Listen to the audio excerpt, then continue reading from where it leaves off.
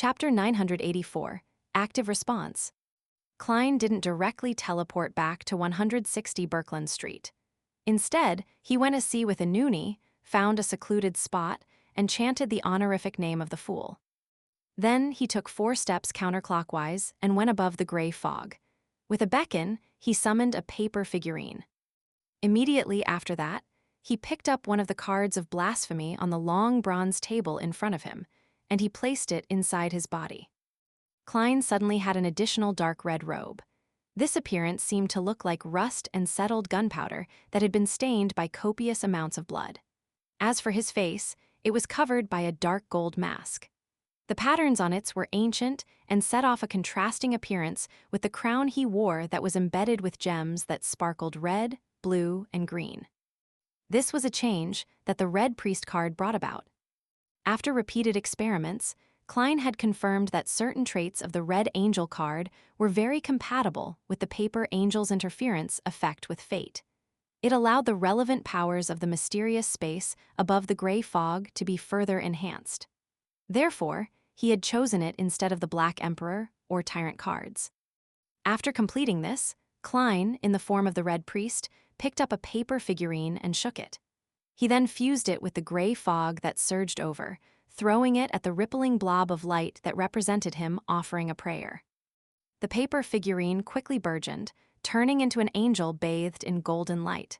Flames crisscrossed behind it, taking on the form of 12 pairs of wings. This war angel then used the secret connection that was generated from a prayer to descend upon the world, and enveloped Klein and Inuni with its fiery wings. Only with this done did Klein relax. Putting down the Red Priest card, he returned to the real world. He first sought out food for creeping hunger before returning to 160 Birkeland Street with Inuni. One transformed back into Dwayne Dance, while the other turned into a young man with mixed blood. After combing his hair, Klein walked to the balcony of his master bedroom, looking far into the distance where Mac's residence stood. He discovered that the place remained brightly lit, a clear indication that the ball hadn't truly ended. Typically, a ball continued until midnight, and of course, people were permitted to leave before then. After all, most people that were willing to dance late into the night were young adults. Phew, Ammon is truly terrifying. Just a battle involving a Marauder Pathways demigod was enough to garner his attention, even if one was in the city and the other was in the suburbs. At his level, the law of Beyonder characteristic convergence should be extremely substantial. Yes, I can't eliminate the possibility that the demigod's mutation, while being on the brink of losing control, had caught Ammon's notice. Klein couldn't help but recall everything that had happened, afraid that he would find a thin, monocle-wearing young, refined man sitting in the reclining chair behind him while sipping from a glass of red wine when he turned around. He felt lucky that he had already become a demigod and could converge the aura of the gray fog to prevent Beyonders of particular pathways from detecting it. Otherwise, with the interest Ammon had shown in the past, his focus definitely would have been placed on Jayaman Sparrow instead of the Marauder Pathway demigod. If that had been the case, he might not have left so successfully by teleporting, as the Ammon in Backland was likely only an avatar. Klein was still rather confident of the Paper Angel's interference. He believed that this King of Angels had no means to trace him all the way to 160 Birkeland Street from a trail of breadcrumbs, and also determined that he was Dwayne Dance. But this still didn't ease his mind. This was because the Marauder Pathway demigod was involved in Birkeland Street as well. She had encountered Admiral of Blood here and had been forced to trigger the explosives, finally parasitizing a rat. Here, she had been warned by a mirror, learning about the Marauder Pathway Angel who was in need of replenishments and that blasphemer Ammon was on the way. As she had refused to answer the mirror's question, she was struck by lightning and had to move to Moose Manor. In addition, Hazel, the target she attempted to parasitize but was her student on the surface, was influenced by a powerful illusion tonight, exposing her teacher's condition. All of these factors combined might make Ammon pay a visit. The more Klein thought about it, the more unsafe he found Birkeland Street. From his point of view, just the warning about a Marauder Pathway Angel in desperate need for replenishments was enough for Ammon to take up residence in Birkeland Street for a period of time. Of course, there was an extremely small chance that the Marauder Pathway demigod escaped and that nothing was divulged. However, Klein believed it was impossible. After all, even he had the confidence of handling the matter himself, much less Ammon, who had a certain level of control over Marauder Pathway existences. I shouldn't have been wary against the grandpa and Leonard. If I wasn't worried that he would achieve another stage of recovery and cause Leonard harm, everything would have been settled rather quickly.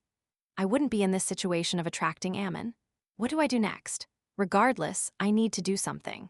Otherwise, not only will my identity as Dwayne Dance be at risk, I might even implicate Leonard on Pinster Street and the ordinary people on Birkeland Street.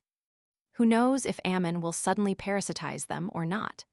As Klein's thoughts whirled, his expression grew heavy as he began seriously considering eliminating Ammon's avatar. His first idea was to establish contact with Leonard and come up with a plan with the grandpa in him, Pallas Zoroast. With this Marauder angel's knowledge of Ammon, who shared the same pathway, it was likely that he could come up with a good plan. Klein immediately took out his pen and paper in preparation to write, but after making a few scribbles with the fountain pen, he paused. He found the confidentiality lacking because describing in detail might result in having an effect on fate, allowing Ammon to notice it ahead of time. The more secure method would be to pull Leonard above the gray fog. The discussion can be held there and have him relay it and discuss it with Pallas Zoroast. Apart from this, what else can be done? Report it to the church and get them to disinfect all of Backland. Klein put down his fountain pen and muttered silently as he considered other proposals. He soon gave up the thought of reporting Ammon, because Leonard hadn't done so previously. With the understanding that the grandpa in him had of blasphemer Ammon, it implied that this method was useless. Either there was a huge flaw, or it might end up affecting oneself. It's better to ask Leonard first and gain a better situation of the exact situation before coming to a decision. Klein quickly made up his mind. He temporarily suppressed the urge to draw the symbol to ask Arodes or use the paper crane to contact Snake of Fate Will Ossipton. After dismissing Inuni, he entered the master bedroom's bathroom, took 4 steps counterclockwise, and arrived above the gray fog. Sitting at the seat of the fool, Klein conjured the world Jayaman Sparrow and made the fake person pray piously. Honorable Mr. Fool, please inform Leonard Mitchell that I've discovered traces of blasphemer Ammon. I hope that he can head to your kingdom as soon as possible to discuss the subsequent actions. The time will be up to him to decide. After throwing the prayer's content into the crimson star representing Leonard, Klein added as the fool, "There's no need to hide it from Pallas Zoroast." In the outskirts of Northborough, in a sparse forest, Leonard extended his right hand and held down a blurry wild wolf's figure. The wolf whimpered as the flames burning in its eyes dissipated, returning to normal. Its body faded away and vanished into the wind. However, it no longer had the bloodthirsty feeling it previously exuded. All was calm and serene. In the northern continent, after the Pale Era, the 7 Orthodox churches, along with the various nations, jointly pushed for a cemetery burial act which had been strictly carried out to this day. As the number of humans that turned into ghosts were rare, the only exception involved the difficult-to-detect deaths in the slums or drowning victims that couldn't be fished out in time. However, the spirits of the deceased weren't only limited to humans. All kinds of wild animals and all kinds of creatures with spirituality could become specters under certain conditions. Furthermore, it was impossible for them to head to human cemeteries to have themselves interred. This often resulted in rumors of ghost sightings in the wild. Just as he put the wild wolf to rest, Leonard suddenly saw a boundless grayish-white fog appear before his eyes as the world Jayaman Sparrow's prayers resounded in his ears. Traces of blasphemer Ammon. He is still in Backland. Leonard's eyelids twitched as he tensed up immediately.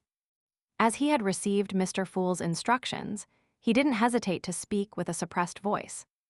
"Old man, did you see it? Did you hear it?" Pallas Zoroast's slightly aged voice resounded once again. "No.